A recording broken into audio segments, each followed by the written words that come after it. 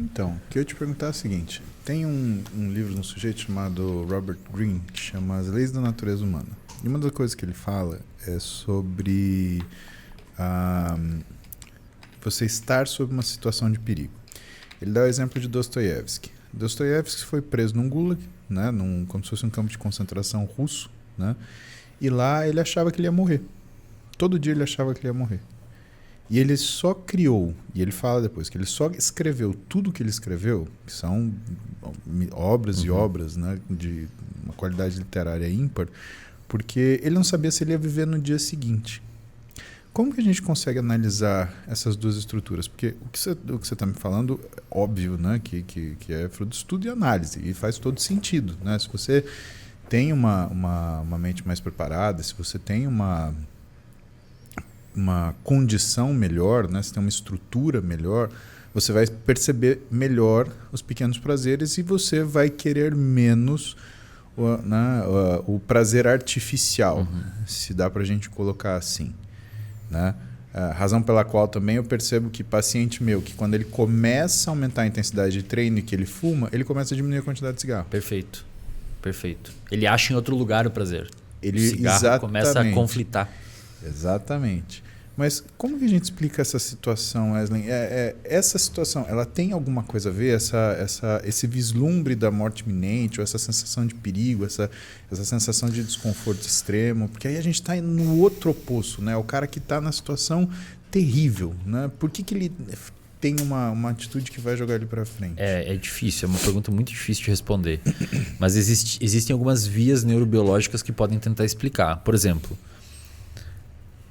primeiro, quando você está num contexto de estresse muito alto, cortisol alto, glicocorticoides alto, existe uma modulação inteira no seu cérebro que favorece você a ter um comportamento ou de luta ou de fuga. Você tende a ter um comportamento mais externalizado ou de vencer a situação, que são aquelas pessoas que mesmo num contexto muito precário conseguem se superar, ir para cima e fazer e vencer. Iniciativa, talvez? Iniciativa. Tem aquelas outras pessoas que tendem a sucumbir. Agora, frente a uma situação de estresse, uma das coisas mais eficazes em reduzir o estresse é a agressividade. Se você pega um roedor ou um macaco e estressa muito ele morde o coleguinha ou briga com o colega, mesmo o colega não tendo feito nada. Pra descontar. E o cortisol dele desce quando ele é agressivo. É sério. A pessoa ela desconta, ela é agressiva e relaxa. Não sei a função evolutiva exatamente disso. Mas aí quando você for ver um comportamento adicto, é um comportamento agressivo, é um comportamento autolesivo, é um comportamento de se machucar. Né? Assim como um ultramaratonista, é um comportamento agressivo dele também. O cara corre com calos, com fome.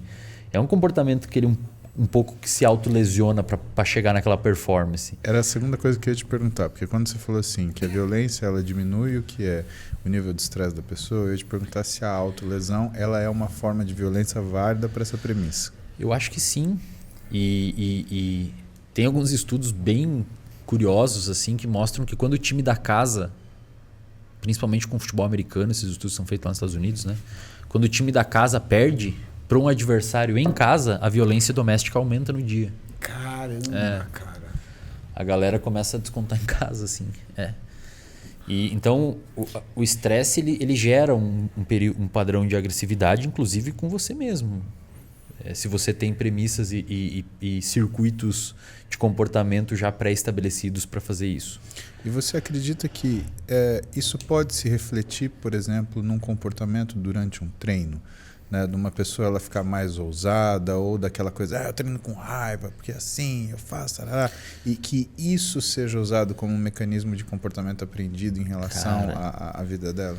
Não sei, Paulo, essa pergunta é boa. Você está me perguntando se a pessoa consegue usar a raiva para aumentar a performance. Eu te pergunto das duas situações, né? Primeiro, se ela consegue usar a raiva para aumentar a performance ou se ela é dependente dessa raiva para aumentar a performance. Por que eu te passo essa pergunta? Porque a gente conheceu na história uma série de players, né, e de atletas né, que eles tinham uma vida muito difícil. E de repente, né, eles foram vencendo na vida e a vida foi se tornando cada vez mais confortável. Isso é muito comum no boxe, né, também. Era exatamente onde eu ia falar, porque Os maiores nomes do boxe, por exemplo, Mike Tyson. teve um transmimento de pensação aqui. Né? Mike Tyson é um exemplo clássico. E que é o drama. É o drama do Rock 3. Ou do Rock 2, quando ele Do 3 consegue... contra o BA. O cara tinha um ódio tremendo, cara. Exatamente, o BA tinha um ódio tremendo. O cara era movido pela tremendo. força do ódio. E ele tinha comprado uma Lamborghini, o Rock tinha comprado uma Lamborghini, ele tava nas todo festas. felizão. E o Apollo falou pra ele, velho, Vou moer você. você vai vou te tomar arrebentar." um pau, cara. Você Na tá força achando do que você ódio. vai lutar com o cara, que você vai ficar bom, que você vai ganhar. O cara vai te matar. E aí acontece toda aquela confusão, né? E é por isso que eu ia te perguntar. Então, primeiro, existe, né, uma racionalização que você possa usar isso para se movimentar para frente? E do outro lado, né? Existe uma... Se há essa racionalização, há essa dependência, eu só consigo treinar se eu estiver extremamente estressado? Ou melhor até, ou o ódio vira um motivo, um veículo de motivação pro cara acordar. Fala assim, eu tenho que pegar aquele cara. Com certeza. Porque Filha isso é da muito, puta. isso é muito comum no MMA, né? O cara ali ele tá ali numa intensidade de treino. Quando falam que ele tem uma luta, ele já agarra o ódio do cara e o alvo do cara é aquele cara. E aí ele já muda o treino dele na hora. Assim, todo comportamento ele tem uma função. Isso é uma coisa muito importante para a galera de casa entender. Todo o comportamento tem uma função. A gente nunca se comporta ou emite um comportamento sem ter função. Por exemplo, você está em casa de noite e você comeu um doce que não estava planejado na sua dieta. Teve uma função isso. Você estava com fome? De verdade? Talvez. Talvez a função de comer o doce é matar a fome. Talvez você estava entediado. Talvez você queria uma recompensa devido a um dia estressante. Teve uma função aquele comportamento. Talvez você estava ocioso. Ocioso. As pessoas hoje... Ociosidade é algo também que leva as pessoas a procurar. Vou comer alguma coisa. Então, nesse contexto aí do cara usar o ódio ou dentro de um contexto que talvez tinha tudo para levar ele para droga, se ele foi para droga, ele viu uma função na droga. Talvez se ludibriar, esquecer, anestesiar aquela dor que ele está sentindo, aqueles problemas que ele tem. Às vezes uma função comercial dentro do contexto que ele vive, ele consegue se sustentar. Ou uma função social, ele consegue ser protegido no bairro, porque ele está naquele meio. Se ele vê isso no esporte, fantástico. Se ele vê isso no esporte, se o esporte, quando ele é moleque, está na periferia, está com uma vida ruim e ele só consegue se sentir bem no esporte, o esporte começa a ter uma função na vida dele. Uma função de, cara, ele é aceito. Igrejas têm muito essa função. Só vai pra igreja. A igreja tem um poder, uma função social bizarra. Bizarra, né, cara? É muito, você é aceito, cara. Você cumprimenta as pessoas do mesmo jeito, você se veste parecida com elas, ninguém te julga. Saca? Então, o esporte muitas vezes, não estou dizendo que é uma igreja, mas pode ter uma função parecida. Porque você se veste igual, você compra a camisa da Iron, você vai ali. Mas a religião ela é muito poderosa. Não, pra muito isso, né? mais forte. Muito mais forte.